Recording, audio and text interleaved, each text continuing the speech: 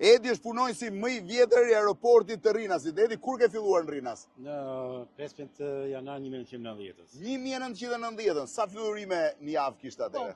Ishte 6-7 fluturime. 6-7 një javë që i bje një ditë afërsisht. Kush fluturonte? Po kishën, për shumë Malevi ishte që mbante vend e parë që e kishin çdo mëngjes, pastaj ishte Interflug, Interflug i Gjermanisë Lindore, Taromi rumun, kishte edhe ITA, Ati Avionova e famshme italiane. 7 fluturime në javë. Po tani sa kemi?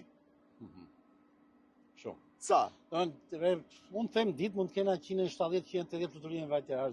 170-180 në ditë, edhe 200 në ditë, nga 7 në javë që kishim.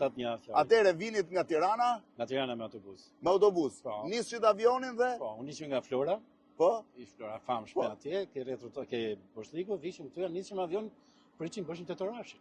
Rrinit kot tetor? Sa të bëshim? S'kishte punë tjetër? Jo, kishte për shumë mund me, ishme me pastim, me regullim. Ti e ke arritur pjesën kur berberit qethë flokët po t'i kishte gjata? Po. Ishte aty brenda? Po, edhe Karigja. Edhe Karigja? Karigja për të rrështë komonte kështu, jo si ato në Tiranë, se në Tiranë ishte në zonë. Tu ulshin edhe të prisnin Jo, flokët? të thoshtë ai, për shumë, sepse që ke shkallë të avionit të priqin. Të thoshtë, jo, ti nuk mund të hysh territorin e Shqipërisë.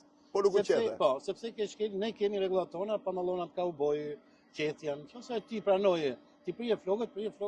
Avioni nuk ikte pa u kthyer mbrapsht pasagerë. Nëse ti s'doje ti presje flokët? U kthye mbrapsht. U kthye mbrapsht. Ishte pa dëshiruar në territorin e Shqipërisë. Që në 1990 edi në aeroport, që sa avion janë bërë tani kur ishin 6-7 në javë. Edhi, faleminderit. Gjithë të mirat, kënaqësi.